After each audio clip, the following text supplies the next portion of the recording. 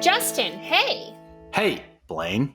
You know, sometimes it bothers me that our listeners don't know that IRL, I call you Justine. Yeah. Yeah. You can do that now. Well, I That's know going to that be. you would know that I was talking to you, but I feel like it would confuse the listeners. But it confuses me when I have to be like, hey, Justin. Do you think people who listen to this actually know our names? When you listen to podcasts, do you know who's podcasting? Like, do you know the names of the people? I know Dax Shepard's name, obviously, and Payne Lindsay. And we're recording this today on Wednesday, September 1st. And the new season of Up and Vanished is out today. I can't wait to get it started. Free advertisement. So also those were apples to oranges comparison. So I guess you're right. When you listen to those podcasts, people know. That's fine. Whatever. This week in MTA, we did a fantasy football draft. And I'm on a team with Wyatt. Hey, Wyatt. And he did not know until he had to Venmo me some money for the thing. And I sent him my Venmo, and he was like, I had no idea your name was Blaine. That's hilarious. Right? Because I Either feel not like a listener or just doesn't pay attention. he just thought my name was Penny. A lot of people do. Blaine is actually 85 years old. She was born during the Great Depression. Her parents named her after a penny. They were always pinching her. But Oh, wow. All right. Well, this episode that we actually recorded last night, I feel like really slayed. yeah, singles and doubles. One of the smartest. I'm going to ostracize our other guests. One of the smartest people I think I've ever spoken to. God, and what a calm presence. You know, I think I say on the episode yesterday was the last day of August and also the biggest loss I've ever taken in the stock market. Love and that. Man, if he didn't just soothe me right back to a good headspace. You could be calm and collected due to being ignorant and aloof. Sure. He's not that. He's enlightened. He's an enlightened calm. Yes, correct. Yeah. Yep. And what did you think about the topic of the psychology of trading? Well, so I've really been wanting to talk about that because on the episode we talk about how when he reads trading books, he really likes to focus on the psychology of trading, but also reaching your peak performance. And I'm just like so into that as a person, just being the best I can and then getting like a mental edge in trading. So, and the psychology of trading has been something I really wanted to address, but it felt sticky to me to talk about trading psychology and not include addiction. And I think we did a good job in this episode of addressing both things in a way that's not offensive or off-putting to anyone. It's just, it unfortunately is part of trading. Yeah. So, This is a good time to say, like, if you ever hear, I think there's a Twitter meme about it. Like, if you think we're talking about you, we're talking about you. Like, if you if you think to yourself, man, I feel those things about addiction when I'm trading, and I have those tendencies. I wonder if I need to read more about that or be more self-aware. Yeah, we're talking about you, and that goes for myself. Oh, for sure. And I don't have any hidden secrets or whatever. I don't have any illusion that I don't have some addictive personalities too. So, Right. Yep. you know, some of the stuff that he said, I thought, oh wow, that really applies to me. Mm-hmm. And I also the other day on Twitter said that trading is like holding up a mirror to yourself that reveals everything in like the harshest light. Mm-hmm. And I really think that's true. Like I've learned things about myself that I didn't really want to know. And that, I wasn't really asking to know, but man, do I know them now. Man, I don't like that imagery. You just hold up a mirror to yourself and exposes all your flaws. That's great. That's a lovely mirror, Blaine. I think that you could probably make a whole podcast, light bulb moment, about the psychology of trading. That would be my take. So, Oh, a whole podcast, not a whole episode. Because I was like, no, that's what whole this episode podcast. is, Justine. Whole podcast, correct. Yeah, for sure. All right. Well, should we let the people hear it? Let's do it. All right. Singles and doubles, welcome back to the Penny Lane Podcast. Hello, my friends. Thank you. Great to be here. Thank you so much for coming back. Your episode last season is such a cult favorite. It's one of the most listened to episodes of season 1. And I continuously get great feedback from that episode. So I hope you have also had a positive experience since coming on. Thank you. I have. I've received a lot of positive feedback from people, and they've said they got something out of it, which is what you want to hear. And so I enjoyed doing it. And certainly if it makes a difference in someone's growth as a trader, that's the objective. So I'm thrilled. Blaine, do you think the feedback has been really good because of the content and what singles and doubles discuss, or do you think it's because his voice is so smooth and calming and collecting? The latter. I thought so. I too. mean, so calm. Mm-hmm. Just really, I think it's very soothing. I think people have listened to it multiple times. Like they're going to sleep, they just pop it on. Oh my. Are you that even keeled throughout the trading day with yourself? I try to be. I just try to take the emotion out of it because I think it makes a difference. And so I try to trade without emotion, but I'm not usually talking to myself while I'm trading. That's probably good. Yeah. Kind of in my head and just doing my thing. Do you ever use any voice channels or anything when you're trading? Or are you truly just by yourself and then on the computer talking? I am by myself. I'm in Sapphire and I'm on Twitter. And so I'm talking both of those places via the written word. Right. But I'm not physically talking with anybody. Such a shame. I think there's a future for you here in talking. Yes. If you want to explore it. I'm going to let you guys do what you do best, and I'm going to stay in my lane over here. I mean, we don't know for sure that you have a face for radio, but we do know you have a voice for radio. Thank you, Justin. So, Blaine, before we get into all the good discussion and content and trading banter, I have a hard-hitting question to start off with. Let's hear it. It's not really a question. It's a leading statement. Are you ready? Yep. Singles and doubles. Can we chit-chat for a couple minutes about billions? Oh, yeah. Yeah, I thought so. I love billions. And the new season comes out, I think, next week or this weekend. Couple days. Yeah. And as you guys know, it's been a long wait because of COVID, but that may be my favorite show. How about both of you? I'm obsessed. It's not my favorite show. And this is it's so dumb because, like, obviously I like the stock market. I like trading. But I wish that the lingo they used was, like, a little bit more accurate, I guess. Like, the way they explain it is like explaining trading to a 2-year-old, which is so helpful, I know, but like it kind of rubs me the wrong way. I don't know. That's fair. I think I'm on an island there. Yeah, I mean, you're not going to find a lot of people in this conversation that will agree with you about anything negative to do with billions. It is such a great show. Let me ask this question. Do either of you watch the show Ted Lasso? Absolutely. No. Okay. All right, Blaine. You guys need to get together and watch. Do you want to sign off? Yeah. Why don't you give us 10 minutes and come back?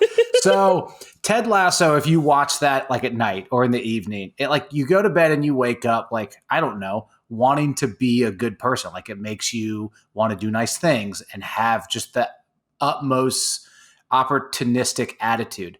Billions, you watch that at night, you go to bed and you want to wake up and you want to move and shake and make some money. And it's like, it really revs the engines is the best way to put it. I don't care if that's a funny sounding statement. I mean it.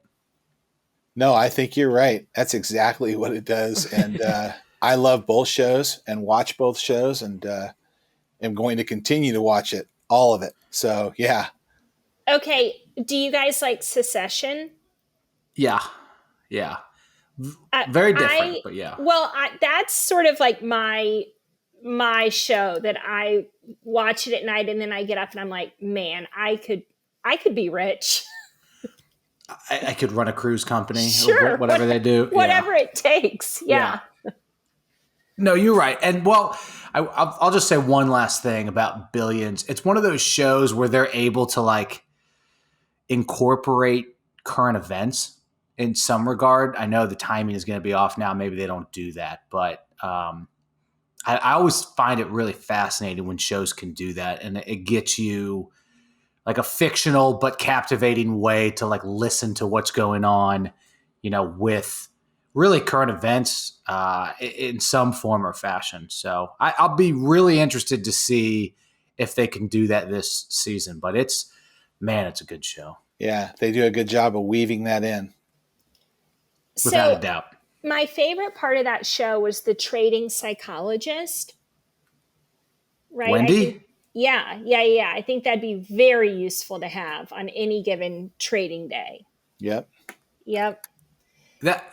Well, one, she's just a great character. If you have never seen the opening scene of that show, if you like PG TV shows, don't watch the opening scene of that TV show.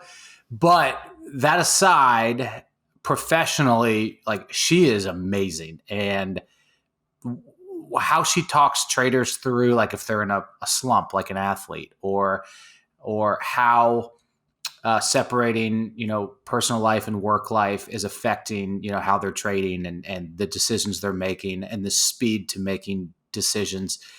Man, it's so great. But I do think that you guys probably get some of that out of Discord. It's just not on a professional capacity. It's like friend to friend, right? Or colleague to colleague, if that's how you want to look at it. So Right. interestingly enough, I am reading this book called How to Day Trade for a Living, which is really good. And it's by a guy, his name's Andrew Aziz, and he has a Discord called Bulls and Bears, I think. And I thought it might be fun to have him on the podcast. So I went to his website and looked it up. And you have to pay for their Discord, but they have psychologists on staff for any time you need to talk. Wow. Singles and doubles. You're a full-time, you spend the majority of your professional time trading. Is that right? That's correct. So do you have some version of a sounding board or a mentor or some version of a blend? My wife is very in tune with trading, even though she's not an active trader. She's more of an investor, buy and hold, but she understands the psychology of trading. And so we talk a lot about things like that. I mean, she's not, when I'm talking to her about the trading day, I'm talking with her about the psychological things that I may have been going through during the trading day, more so than actually I bought this stock at $1.40 and going through all that. She doesn't care. It's more about the mindset and everything. And so I bounce things off her, and I also do a lot of reading and rereading of books. And when I read these books, I'm all about the psychology in the book. That's the area now at this stage of my career, and it's been this way for a while, that I want to continue to master. That's amazing. Blaine, so he gets that at home, but the Discord that you're talking about, the professionals who can talk through that, would you consider doing that? Like for me, that's why do you set an exit point and then choose not to execute? Like, why do you break your own rules? Why do you fall to greed, or why do you change your strategy halfway through a trade or position? Like, would you do that? Would you pay to speak to somebody about those types of things?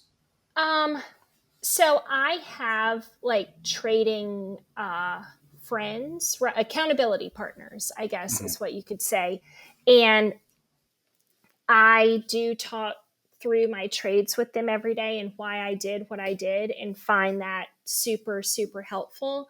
Um, but yeah, I would love to talk to a trading psychologist. I'm into it and would love to know why I do the things that I do. Like, Lord You're knows. you're only as good as your accountability. But like, if your accountability partner for the gym just doesn't wake up at 6, eventually you're going to be like, not doing that anymore. For But sure. a paid professional or spouse both have like a vested interest in seeing that through with you. So I think that's a really interesting idea. I would love for somebody to quote unquote back test like their trading before and after speaking with a professional. Yeah, we should look into that. Also, Justin, I don't know if you know the subject of this podcast, but what a segue, because the subject is trading psychology. Drum roll. Yep. Um, did My favorite you topic. did okay, so singles and doubles, do you have any books about trading psychology that particularly helped you that you would recommend? Well, I think that most books have psychology sections on them. The first book I remember reading years ago was by Dr. Alexander Elder, and I think it was called Trade for a Living. And there's a couple chapters on psychology that are fantastic. Also, Mark Douglas's book, which I believe is called Trading in the Zone, is a classic and is all about the psychology of trading. And there is so much in there that it's just perfect. That I read it and reread it and reread it because it just makes so much sense and it's just so critical.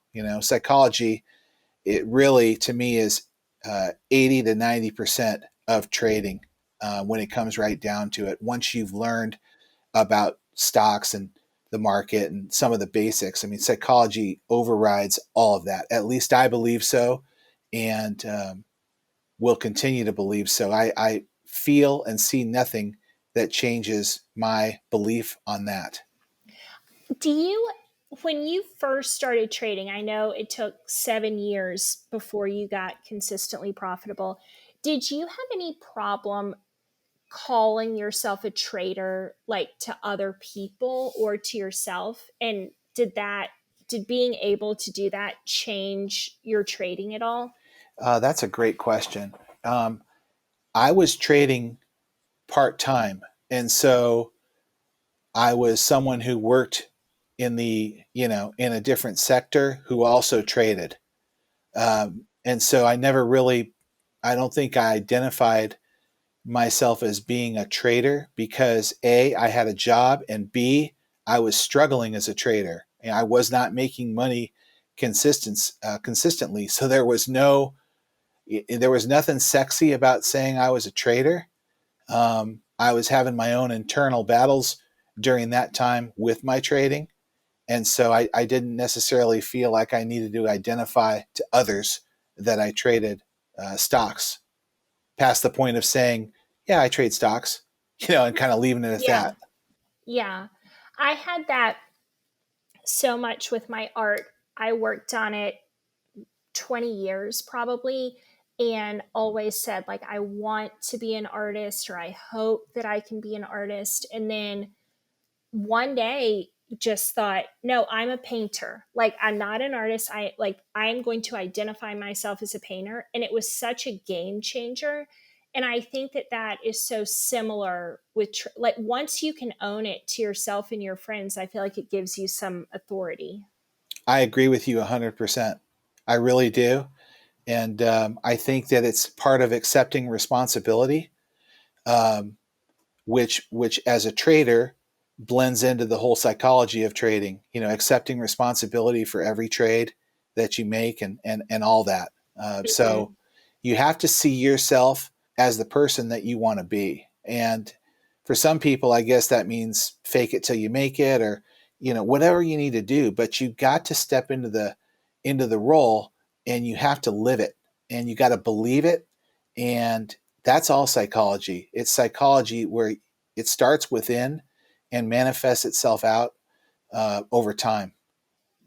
Absolutely.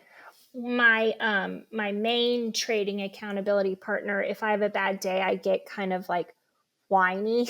I'm like, well, I just need help. And he's always like, no one's going to do this but you. Like, I can't do anything for you. This is your thing and you have to do it. And he says it to me so often that it's really become helpful, of like, there's no magic bullet. Like, I'm the only person that can change what I'm doing wrong. Right. Right. Yeah. And I think sometimes you just need to hear the same thing said a different way over and over. On Twitter, and I'm very active on Twitter, as you guys know. A lot of times I'm saying the same thing, just in a different way, trying to hopefully relate to people who maybe are in a similar place that I was a few years ago. And if they hear it enough times, then maybe they look within and decide to take the type of actions that they need to take in order to get on a different path that could lead to ultimate success for them the way they want it to. So it helps, I think, to hear things over and over. Once the person, and I was certainly this way, is receptive to really hearing the message. Well, that is so similar to an addiction as well, as like someone who's on a path of addiction. You could say to them all day, every day, like, you have a problem gambling or drinking or whatever your addiction is. But until they're ready to admit that they have that addiction, it's like hitting your head against a brick wall. Yeah, expecting a different result. Yep. Yeah, I mean, my story, and for seven, and I don't think I may not be the sharpest tool in the shed, but It's a great song. I'm kind of bright. I think, I'm no idiot, Right. but I went 90 months banging my head against the wall, expecting a different result with my trading. And it was 100% my fault. I just would not accept that I had to change what I was doing in order to be successful. I just kept believing foolishly that, oh, I'll get it going. Oh, I'll get more consistent, and it just, I could never get the car going down the road long enough to make a difference until I did the things that I had to do finally, which made the complete difference in my trading 2.5 years ago. And I think that's that way with people who have addictions, getting back to your point, right? You see people that have a drinking problem or a gambling problem or whatever the problem is, and ultimately they work through it one day at a time by making better decisions, and continually working at it and focusing on it. So, yeah, I guess there is a comparison there, when you put all that together against each other. Do you think that we should make this is supposed to be a lighthearted comment, but it could probably not go that way. So I'm going to preface it. But do you think we could make like a 12 steps to trading thing? Like if you have a gambling addiction and you have to go do a 12-step program, you could do a 12-step trading program. Well, I mean, my answer to that would be I've got a 10-step program for myself, and those are my rules. There you go. That I use, and we all talked about that a few months ago. And people say to me, have your rules really made that much of a difference? And the answer is, yeah, 100%. And they ask me why. And the reason is because they protect me from myself. My rules protect me from myself. They keep me in line so that I don't do things that sabotage my trading. And so that's like a 12-step program, I guess. Mm-hmm. That's why I have them. I don't have them to look cool or to say, oh, I have rules. I mean, I live my rules. That is how I trade. And I don't break my rules, because I know if I do, I'm going to lose money. And if I do it a lot, I'm going to lose a lot of money. And so it protects me from myself. And that's why, it is at the forefront of everything I do with my trading. Yeah. So, but how many times a day are you tempted to break them? Or does that not happen anymore? It really doesn't happen anymore, but I could see situations where if I allowed it to, it could happen. For example, I could certainly hold more positions than I should. I could certainly put too much size into a trade than I should. I could certainly just forget about stops when I know I shouldn't do that. I mean, I could easily break my rules, but I don't have the temptation anymore to do it because a long enough amount of time has passed where it's so ingrained in me that I don't feel, thankfully, that temptation or those temptations anymore. And maybe in part that's because I spent so much time breaking every rule that you can break that my memory is real good.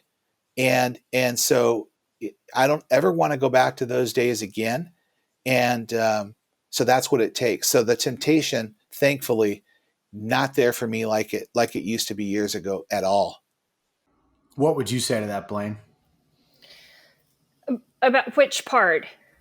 About rules that you've broken a lot of them in the past, but you no longer do, or you still do? Well, it took me a really long time to even after our first episode with singles and doubles, it took me a long time to realize that I really needed to do that. And then because it's the whole insanity thing, and like just what you were saying, I just kept thinking like, well, I'm okay doing it this way. And I just wanted to do it my own way and for it to, for the market to bend to my way of doing it.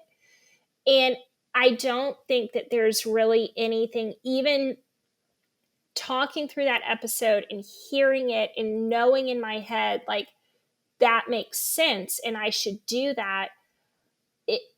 I'm on my own path, right? Of like, there's a breaking point for me of like, I cannot do X anymore. And then it becomes a rule. So yeah, I have the rules now, and people have my rules as well and are totally open to asking me if I broke them or didn't break them.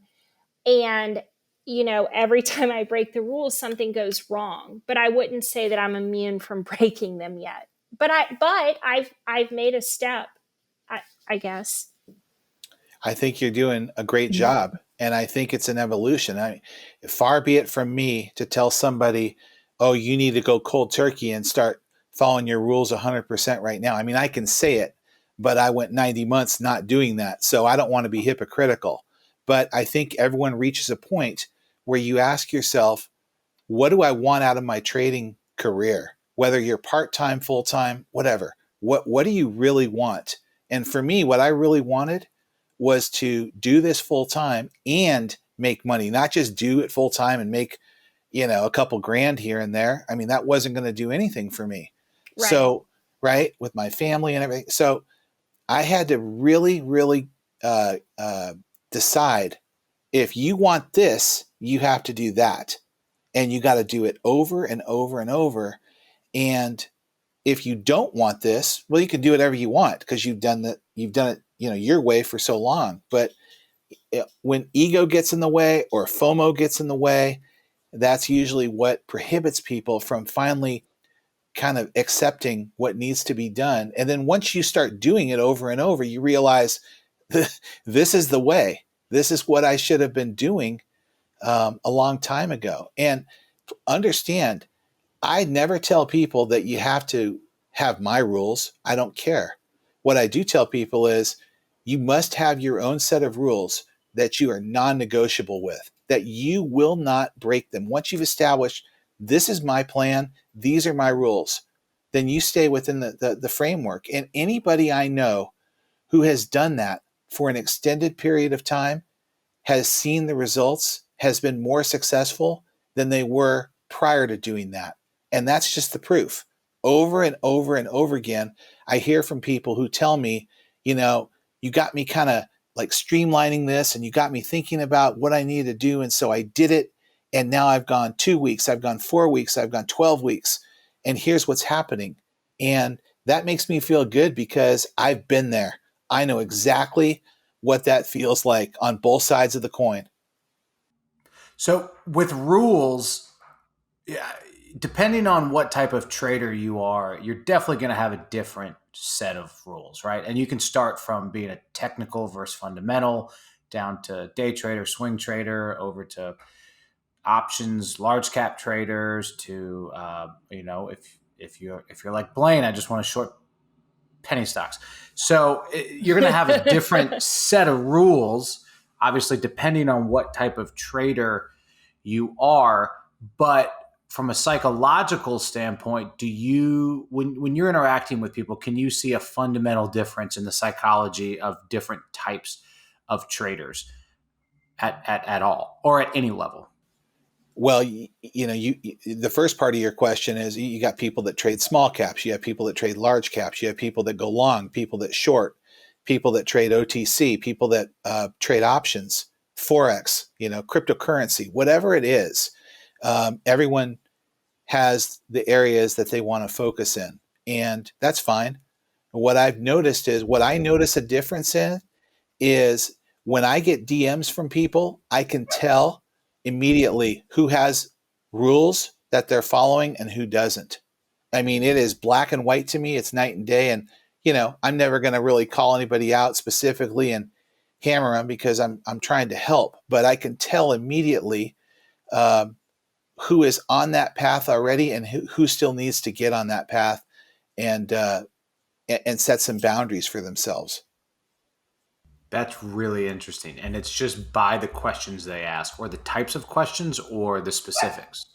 It's by the questions they ask. It's also by the stories that they tell with their own trading.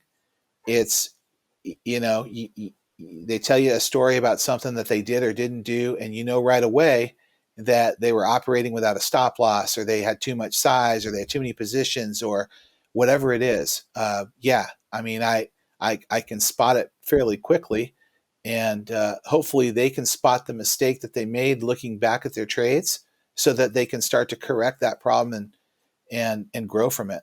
We've all been there. So I'm assuming the very first piece of advice you give them is to come up with some rules. Every single person has to have a plan, Mm-hmm. and you got to have some rules. Everyone needs to ask themselves, in my opinion, just my opinion, what do you want out of this? What are you hoping for? And anybody that says, well, I would love to be able to do this full time. I don't want to work in my job anymore, or I'd like to work part time, but I'd like to make an extra 10 grand a year or 20 grand a year, whatever it is. It's all good, but no matter what the response is, you got to have a plan and you got to have a roadmap to get there. And so I don't see how anybody can have a roadmap without having rules that they're dialed into following, because anybody that doesn't figures that, well, I don't need it. I can do this without having that. And I don't know anybody who does that and has success long term. Blaine, are you thinking back to all the questions you've ever asked, singles and doubles, and wondering if it's made him think you don't have a plan? Yeah, obviously.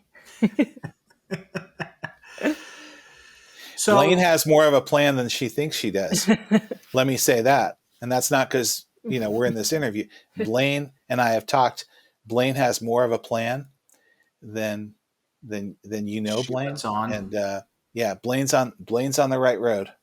I have well, thank you so much for saying that. And I've recently just been the recipient of so many people taking the time to reach out and be like, I really think you can do this, which is, it's so kind of everyone who says that and who takes the time to do it. And I think that I just have to now think that, right? I have to be like, yeah, I can do this, but it still feels like I'm kind of in the trenches. Well, you are. We're all in the trenches all the time.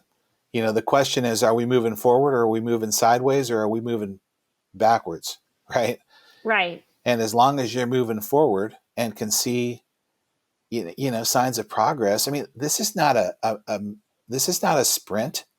This is a marathon. That you're trying to set up a foundation that will allow you to be successful trading for as many years as you want to do it. And I see people all the time that are in a hurry and they're trying to hit home runs, and we got to get this done now. And it's like, no, you really don't. It's like laying bricks on a wall. Build the wall and take your time and do it right. And then that wall will hold up forever. That's a really nice analogy. I like walls. I like brick walls. How do you know, self-awareness wise, where you are with your foundation? I mean, results speak for itself, right? But how do you really know where you are? Self-recognition, like for Blaine, like where's your measuring stick? Or do you say, I have a good foundation? Is that just a level of confidence and conviction that the foundation is good? Or is there a point where you say, like, I think I'm there. I feel pretty good about my rules, my strategy, my next, I don't know, 4, 5, 6 months. I think it's really nice that I have roadblocks in my trading career. And I'm thinking now about last August. I was in Atlas just watching the trading floor, and basically anything that PJ Matlock said was going to run, I just bought and then sold. And it was August, so had a lot of losses and wasn't even open to like, maybe I could do this myself or be educated or any of that stuff. I just was like, this is the way. And then to look back in 1 year of like what I can do now versus then, I do have to be like, well, good for you for what you've done in a year. I think, I can't just always be hard on myself that I'm not quite there yet. I think that's a really good answer, because I don't know that there really is one. Obviously, it was kind of a loaded question, but I do want to ask singles and doubles. You guys, Blaine mentioned like she's received a lot of good confidence building statements from people, right? Like, hey, you can do this. And you've kind of said the same thing. Is there a point though, where you do tell people, not Blaine specifically, where you're not just building them up with confidence and saying, stick with what you're doing, stick to the plan, stick to the rules? Do you ever have a tough conversation with somebody where you say like, hey, I think you probably need to start over or build the new, or start from scratch with your building blocks? Or one step further, maybe you need to stick with your day job? I don't think it would be the latter, where I tell someone that they shouldn't trade. I don't think that would be the case necessarily for anybody. I think everyone has a chance, and I mean this, everyone has a chance to be successful as a trader, whether it's part-time or full-time. Everyone, this pie is big enough for everybody. But when I'm DMing a stranger on Twitter or even in Sapphire, if someone asks me for my advice, I'll try to give them my advice. I'm not going to tell them buy this stock or do this or do that, but just overall, I'll try to steer them in a direction that I think would be beneficial. And I think people appreciate that. I mean, I post on Twitter a lot, and I'm always trying to share ideas. Many are outside of just stocks. When I'm tweeting, when the market's closed, and I'm just trying to give people ideas that will help them think about their trading in a different way. I think that you have to do that. You got to look inside and realize what you do well and what you don't do well. And what I tell people is, if you do it well, then drill it and keep doing it over and over. And if you something that you don't do well, we're not going to necessarily focus on your weaknesses, but you just got to clean them up a little bit so that you can play to your strengths, and you'll be okay. I tweeted something a couple nights ago, that said that, and I've been asked this question several times, which is why I tweeted about it. The question was, is there one universal trading strategy concept that would apply to anybody who is a trader, regardless of how they trade? And I said, yes, it's that you protect the downside on every single trade that you make, because you can make a lot of mistakes, but you can get away with it, but you cannot make that one, again and again. You can't just hold stocks into the barrel forever and get away with it. And so that's universal for me. I mean, that's defense, and that's number one. And for a lot of people, psychologically, they have to get used to thinking that way. People ask about price targets and all this. I'm like, no, stop thinking about offense and start thinking about defense first, and start thinking about how to protect your capital. And if you do that, you will grow your capital. So there's all these psychological things that come into play that once people kind of get it and the light goes on, then they start thinking about their trading differently than they did before. And that's, I think, when people make progress. Yeah, I like that a lot. And that's something that I've heard before, and I have not read much from him, but Ray Dalio has talked about principles, which is exactly what you're talking about, but they're learned principles, right, from the failures or successes that you've had. And they're not necessarily like technical rules, but like if you live your life with principles, right, the same thing is with trading, right? Things that you've learned from failures, from successes. You come up with a trading psychology that's rooted in principles, which I think for me, rules I have a hard time following in any capacity, whether it's trading or not. But when you talk about being a principled person, that carries a little bit more weight. And so I like the way that's been stated before, obviously not by me, but I think that's describing in some sense exactly what you're talking about, right? I mean, there's not a technical number that you're saying always manage your downside for X amount every time, right? But there's a principle to exactly what you're describing. So that's kind of always struck a chord with me.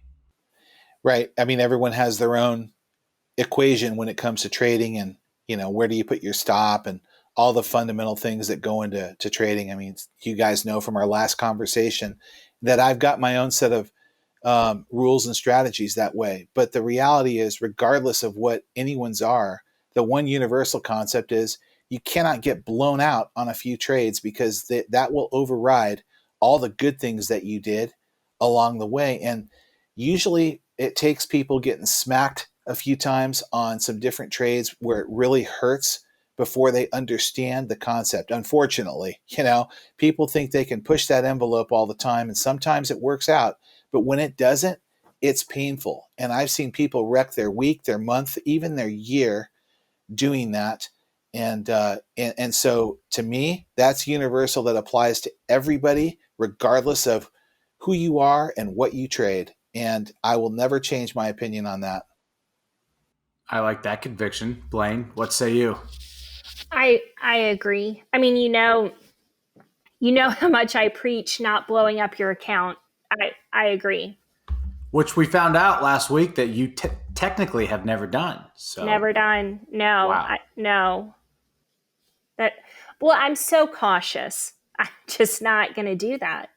So, I made this analogy the other night, which I thought about. And trading is psychologically, because I know we're talking about psychology, there's fear and there's greed. And if you think about it as a pendulum, where you have fear on one side of the pendulum and you have greed on the other side of the pendulum, what you want as a trader is for that pendulum to be still. You don't want it swinging back and forth to either side with your trading. The more it sits in the middle, the less it moves, the better trading and the better trader you will be. So on the greed side, people start getting greedy and they start doing things with their trades that is not risk adverse. It's just they take on too many They make too many bad decisions because greed gets in the way from what could have been a good trade or some good trades. And there's lots of ways that you can get greedy and make big mistakes. So you don't want that. But conversely, you don't want fear also, where people see a setup and they know it's the right setup, but they hesitate to pull the trigger and make that trade. And too much of that doesn't work either, because you want situations like that where you step in and execute. So you want that pendulum to be still, and the better trader someone is, the stiller it seems to be. Does that make sense? Yep. I love a pendulum analogy. I know that sounds so weird, but the visual of it is like the most appealing thing to me. Whether you're talking about the economy, whether you're talking about supply and demand, or you're talking about a ping pong market or something. I don't know. It's anything about a pendulum visual is like, man, that's probably the second time I'm going to say it the same day. Really revs the engines. Really revs the old engines. It does. The pendulum analogy is, oh man, it's a good one. Yep. I would say it's hard to keep that pendulum perfectly still, because you go through both of those emotions on every trade, and trying to quiet one, does the other one get louder? I mean, it's a mental game, as we're talking about. Right. I mean, it's very rare when it's going to be perfectly still, but I think you understand the analogy, which is where if you're too much in the red on either side, you're not going to be trading without emotion. You're going to make mistakes. And so you want to get away from that as best you can. That's like people say, well, why don't you always try to hit home runs? And it's because if I'm trying to hit home runs, I'm getting greedy when I've got a perfectly good trade that I could take the cash on, where, I'm not scalping, but I had a nice trade, a nice win. My plan worked. I'm not going to get greedy right there and push the envelope necessarily, risk losing all the money I made on that trade just so I can say I hit a home run. That's just me. So I don't want that. And conversely, on the fear side, I mean, when the market is bad and things are dipping, and I'm primarily dip buying, the reason I look for confirmation with a couple of candles before I buy the stock is because I want to eliminate having fear. And nothing gives you more fear than trying to dip buy a stock that's getting knifed lower, right? Where you're not Totally. sure if there's any base there, you're not sure if there's any support, and you're scared from the second you buy the stock. You're trying to time the bottom, but you're terrified because you didn't wait for any support to see if anyone's there at home to buy the stock at the same level that you want to buy it at, right? That fear will cripple you, totally paralyze you, but that's why you wait and see if you get some confirmation. So, you may not eliminate all the fear, but you're going to feel a little better about making the trade. Yep. This market has been terrible for that too, because in the book I was reading, the Day Trading for a Living book, he was talking about confirmation bias. And I'm so bad at that. Like, I'll see one green candle and I'm like, well, there's support. Like, I can convince myself the chart says almost anything. It was very eye-opening to read that book and think, well, if I was going to short this stock, like, what would I be looking for? Which I'd never have done. I'm just looking to prove my own hypothesis. Right. And I go through the same thought process. And sometimes for me, the hardest thing to do on a dip buy is wait for that second or third candle to confirm a base and potential support. I'll see something down at a price level that I know is too low, based on history when I look left, but I know that I have to wait a little bit longer, and I might miss it, and that's okay, because if I buy it there and I'm wrong, it's going to knife lower, and that's all of a sudden you're upside down on a trade. And so, everyone has to do it. When you're a dip buyer, you have got to have confirmation as best you can. And for me, that means 2 or 3 5-minute candles, not just one, not just half of one, something where you can see some stability first. So you're using the 5-minute candle always? I like the 5-minute candles. I don't think a 1-minute time frame for a dip buyer gives you a broad enough scope. I don't think enough time has passed using 1-minute candles, and so I use 5-minute candles. And some people use, longer time frame candles, but for me, I've always used 5-minute candles. I use 5-minute candles for everything.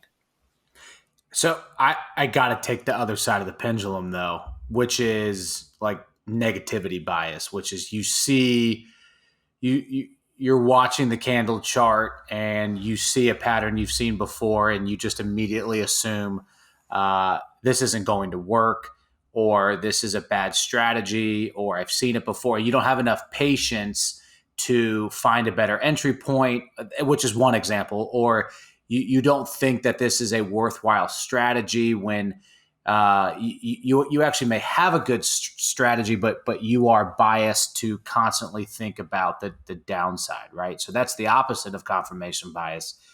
Is that something that you've personally come across or struggle with, or seen other people who back out of a trade pretty quick because of negativity bias? I'm sure I have. For me personally, the chart's only one piece of it. You've got to have a catalyst there. You've got to have volume there. So there have to be the elements in place that at least give you a chance to step in and have a chance for success.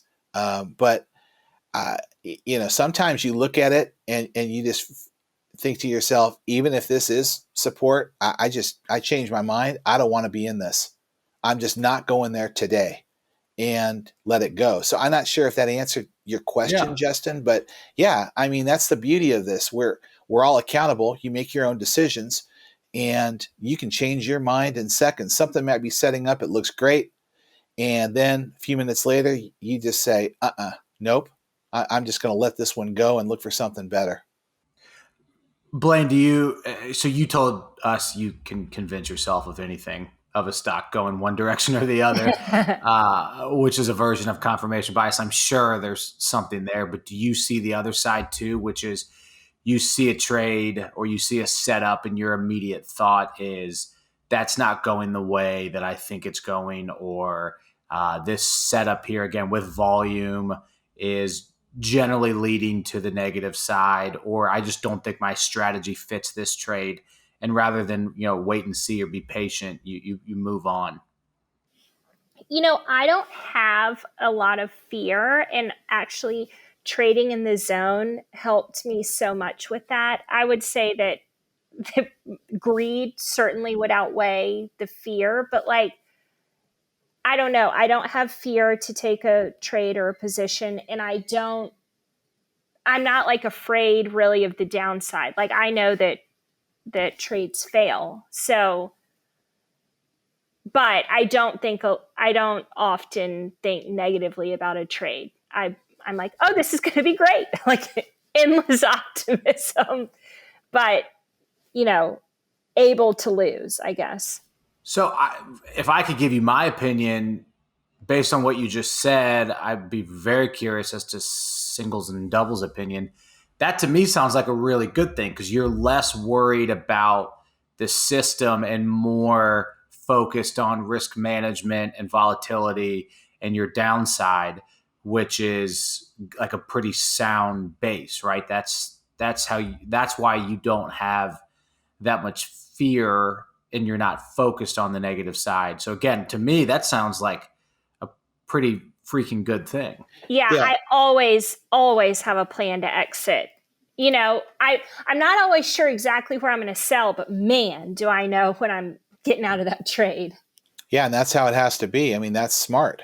That you got to know what your stop point is first, and you can worry about what your target area is for profit after that. But there's a big difference between deciding that to get in a trade and then allowing the trade to do what it's going to do once you're in the trade. I think that with the latter, if you have a plan, which everyone should, on each trade, then you're not fearful because you've thought it through and decided to execute your plan and you make the trade.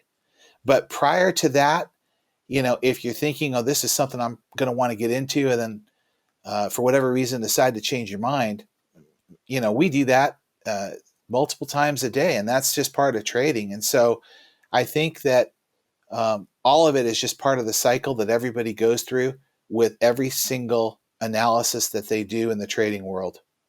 Well, there's also such a difference between having the eye, I guess, and knowing when things are going to go, and then also having the confidence to take the trade. Like, basically anybody can see, oh, this looks bullish, or this is going to go over this level, or whatever. But like, there are so many people that can see that, but are just so afraid to take a position and can't really get over that fear. I mean, that's like a very common problem that I feel lucky that I don't have. I tell people when they tell me they have that challenge to buy it with smaller size, but make the trade. Because if you've analyzed something and the trade setup is there and you don't make the trade, what are you doing? You've got to Right. make the trade. But if you're fearful because whatever the reason is, I just tell them, buy smaller. Take a smaller amount of shares, but at least go through the process of executing the trade, following through on your trade setup. And over time, when you do that many, many times, you will get more comfortable doing it. It kind of ties in a little bit also to, I know you had asked me recently about overtrading, the concept of overtrading.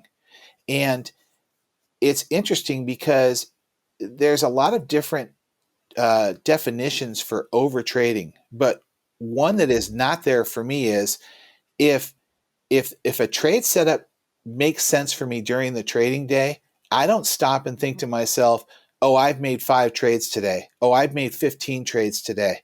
Oh, I've made 22 trades today. I don't want to overtrade. It doesn't matter how many trades I've made. If the setup is there and I'm a trader, I am taking the trade 100% of the time, right? You look for setups, you wait patiently, you look, regardless of how many trades you've made.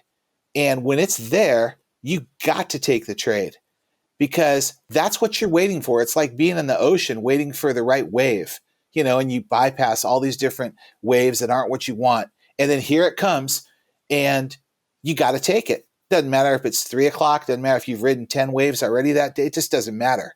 You take it. So when people say they talk about over trading, that definition doesn't apply to me. I think over trading is when you're just buying this and that. You're not even paying attention. You're just making trade after trade because someone posted it in Discord or on Twitter, or you have FOMO or whatever the reason is. And there's a huge difference between those two things. Yep. That was the emphatic agreement, Blaine. Yes. Yep. No, I mean, it's true. It's true.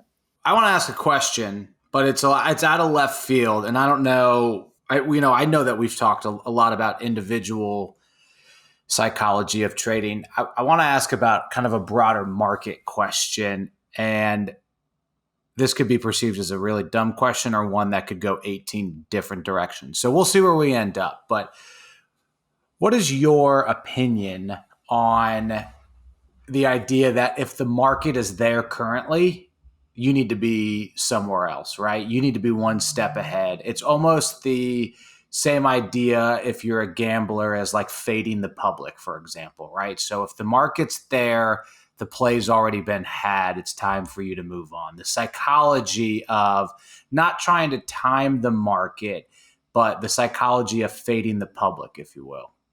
That's an interesting question that doesn't have just one answer. I'm glad you didn't say it was the dumb side. I'm glad you said it could go 18 ways. I really appreciate that. No, that's a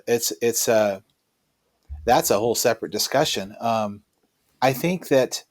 Should we cliffhang it and just end the podcast? I think that when you're buying breakouts, I mean, some traders buy breakouts, and so technically they're riding that trend with the public who's already on the stock, right? The stock's broken out and they're riding that wave. And I know a lot of people that do that very well. I don't do much of that. I mean, so am I bucking the public when I'm trying to dip buy? I guess in a sense I am temporarily, by trying to see if a stock will reverse. But at the same time, I'm not going to do that if the market's bad. I got to see a market that's at least decent and holding up, because if it's timber time for everything, I'm not getting the bounce.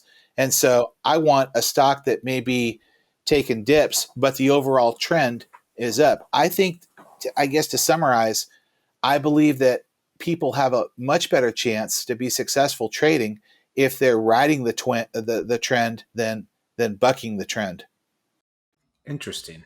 That's really interesting. I don't have an answer in case you guys were wondering. So, Blaine? I think I would say that I just play what's in front of me, and I'm not good at knowing what's going to be next. That's just not my gift. Yeah, no, I understand. And if you're a long-term investor and you're quote unquote reallocating portfolios, right? And there's big swings in the market, from growth to value to the stuff you'd see on CNBC, right? That's a little different than what we're talking about here, which is that's more along the lines of, where are you ahead of the market? Are you behind the market as institutional money is moving from value to growth, or wherever else it can go, right? Or into various sectors. But yeah, I think the example you just used is a prime example of you are kind of waiting or hoping that market will bring you back up, right? So I don't know, just an interesting psychological discussion. Another piece of that is during the penny market trading day, there's usually a theme that emerges, whether it's NFTs or meme stocks or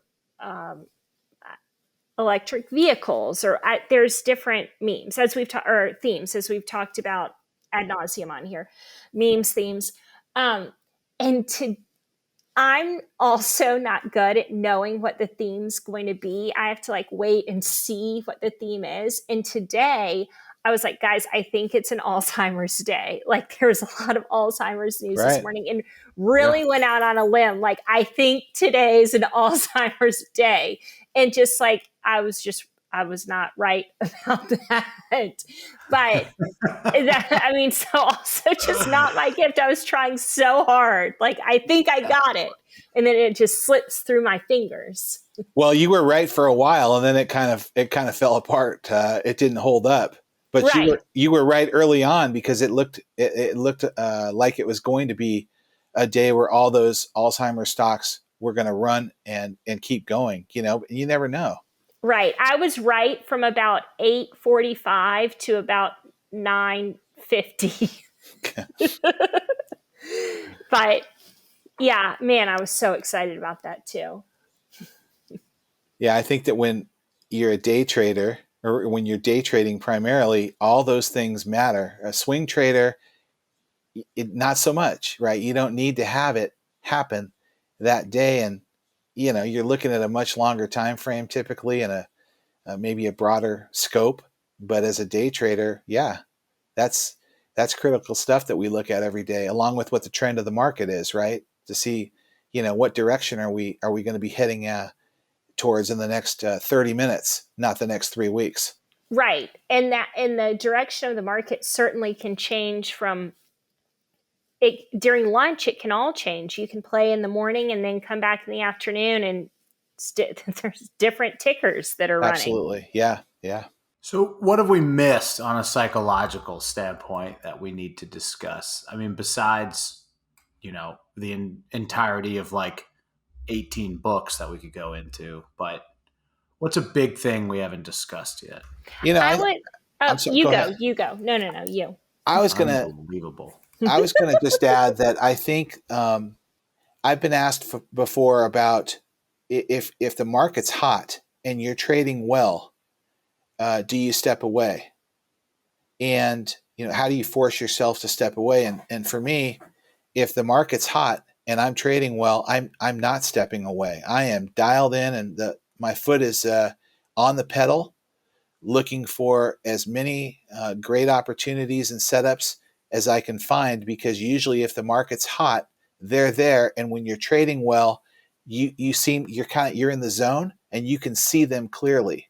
And so if you think about a hot market versus a cold market and trading well versus not trading well, those quadrants really can help you define how aggressive or laid back you want to be with your trading on a given day. And I think it's important to recognize that. And so the psychological takeaway is, how are you feeling each day? Like literally, how are you feeling? Do you have balance in your life? Are you focused on trading or are you distracted? Did you work out physically? Did you eat right? All that stuff that people kind of go, oh yeah, does it really matter? Yeah, it matters. It all factors in when you sit down at your computer and are trading. And so ideally what you want is to have balance and focus. And then you want a market that you can actually trade in, that's not, getting pounded where you just have to sit back. I'm really glad you said that. I struggle with that a lot myself, of like, if I'm trading well and the market is hot, like, do I stop or do I keep going? And it's a daily conversation with myself. Yeah. What does that do for you now, though? Because you do like to say, if I hit the goal for today, then I'm done. Or is that not the same? It is exactly the same thing. And that's what I struggle with. Like, if I hit the goal, but like I see that there's an opportunity to make more money, it's hard for me to walk away. But like, I usually will inevitably give some of that money back. So that's a little battle that Blaine has to fight with herself a lot. I think that psychologically, I totally understand what you're saying. And I know a lot of people that set daily goals, they set weekly goals, monthly goals, and that's fine. No problem. I am not one of those people. I don't have a daily goal or a weekly goal or a monthly goal. I just want to be green. And I know if I'm green enough times and enough days and taking the right setups, that it's all going to add up and continue to add up. That is the way I think. And so I'm not saying that I'm right. I'm just saying that I think differently. And I'll tell you a brief story that may illustrate the point. We all have psychological barriers, regardless of how long you've been trading. Last month in early July, there's been a daily profit level that I have not been able to break for months. And I've had great months, but on a specific day, there's been a level that I have not been able to get past. And I don't know why. I'll get close. I can't get over the hump, right? And so in early July, one day, I broke it, and I was thrilled. Psychologically, that barrier was gone. And then the next day, I beat that previous day. And then 3 days later, I smashed that previous day, right? And I sat back after it happened the third time, and I thought to myself, what's happening here? Because it wasn't like the market was good, but I've traded in better markets, and I had some positions that I did extremely well in, but I've had days where I've had other positions that did better. Why was I able to break that ceiling and then do it again and then do it again in a 1 week time frame when I couldn't do it for 2.5 years? And I think the answer is simply, it's psychological. And I think that, when people walk away from the computer, if they hit their profit goal, that's also psychological. They, for whatever reason, feel like, I don't want to give it back. I don't have the confidence I'm going to be able to make a successful trade. I might not trade the same way as I did to get to this point. And so I'm going to step away and reassess. And it's all good. All this stuff is the same thing. But I think that for each of us, it all comes down to psychology and how you raise the bar. Much like you see an athlete who does something and then, they surpass that level and then they do it again. And I mean, it's just, that's the game that we play with ourselves psychologically. And for each of us, whatever those challenges are, those hurdles, getting past one of them or more than one of them over time is how you open up yourself to take your game to the next level. That is what I've heard from many, many people, and I've experienced it myself, where something that was such a barrier, not just this, the story I told you, but other things as well, once you get past it with the way that you think, it can take you to a whole nother place. It's not just about the trades you make. It's the thought process that went in. For whatever reason, before, when I got close to that daily profit level, I did something different, or I didn't do something different that held me back from like smashing through that barrier. But then I got through it and it wasn't that big of a deal anymore. And I was able to do it twice more. You know what I mean? Yep.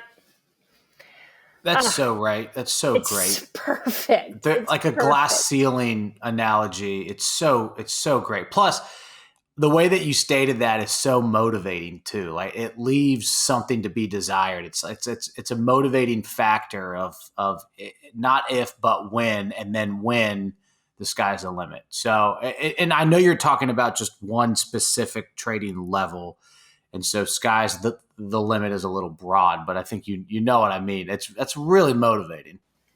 Absolutely. It's all about taking steps forward. Everything we do in trading is about moving forward. And the psychology, which is we've spent all this time talking about, is at the top of the list. It's about the way you think that defines what you're able to do trading. That's the sum game of everything we've discussed, in my opinion. I totally agree. And we're coming to the end of our time, and that story you just told was so incredibly motivating. I feel like tomorrow I'm really going to come back from, I don't know if I said it to you earlier on the podcast, but so yesterday I had my best day ever, and then today I had my worst day ever.